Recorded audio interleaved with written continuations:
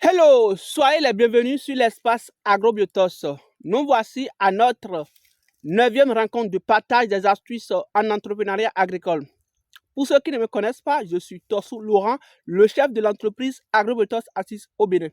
Alors cette fois-ci, nous allons partager également avec vous 3 astuces pour pouvoir booster ou maintenir le cap dans votre entreprise agricole, surtout pour ceux qui sont dans la production animale.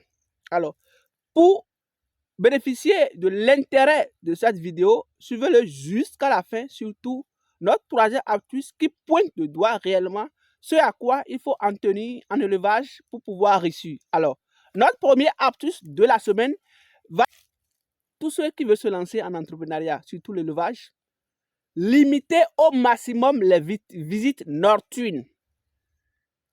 Limiter au maximum les visites nocturnes, surtout au niveau de vos cheptels de production. Quelle que soit votre affiliation, l'amitié, le parent, dites-leur clairement, dans la production, vous ne pouvez pas y aller. Et surtout même, pour ceux qui veulent y aller, même vous-même, avant d'y aller, désinfectez-vous.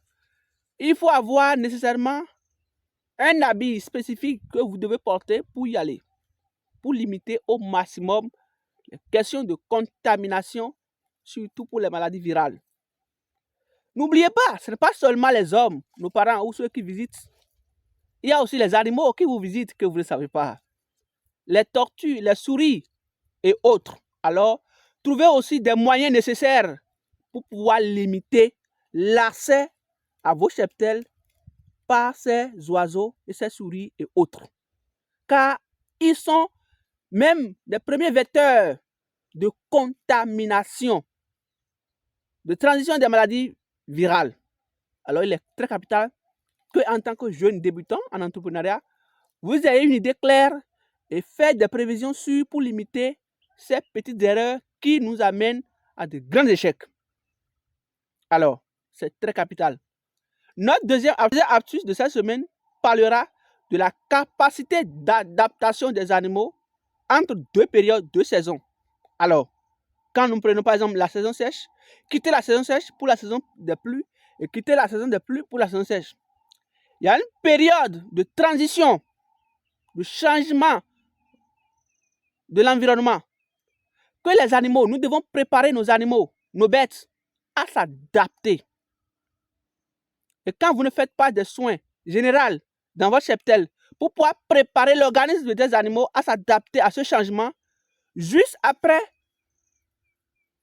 vous aurez constaté des casses, des maladies, des infections, des contaminations et autres.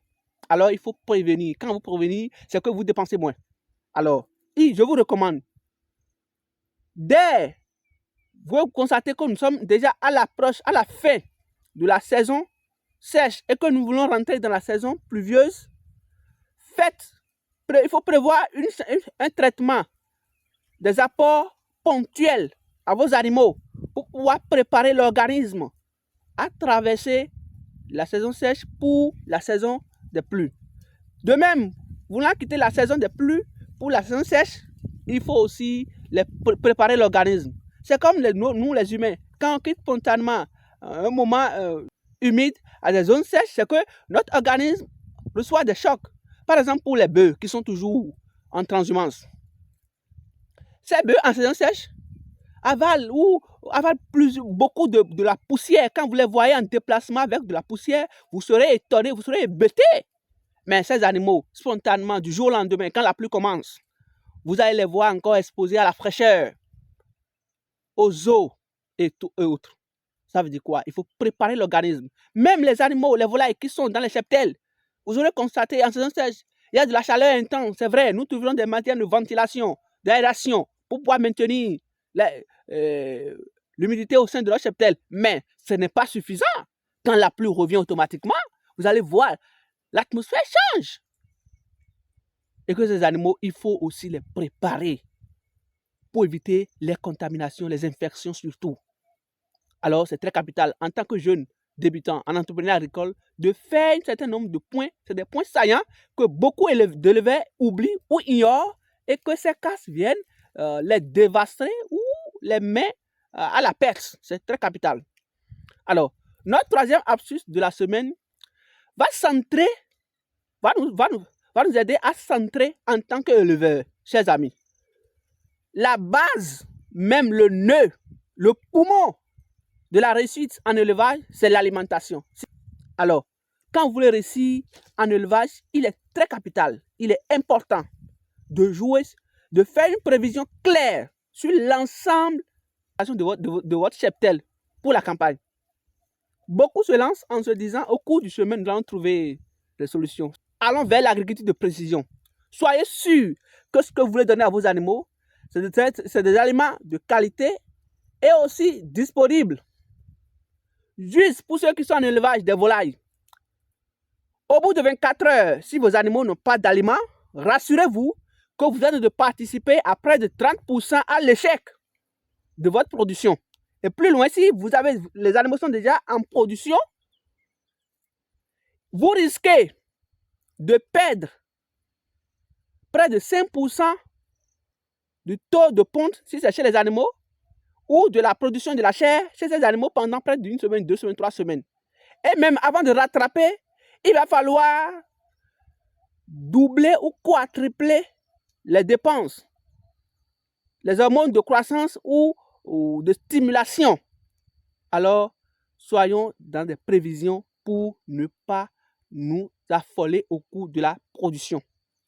Ceux qui sont dans l'élevage des bêtes, des petits ruminants ou des grands ruminants, alors il est capital qu'en saison de pluie, que vous pensez au foin ou à l'ensilage. Cela vous permettra de nourrir de façon libre, simple, vos bêtes en saison sèche.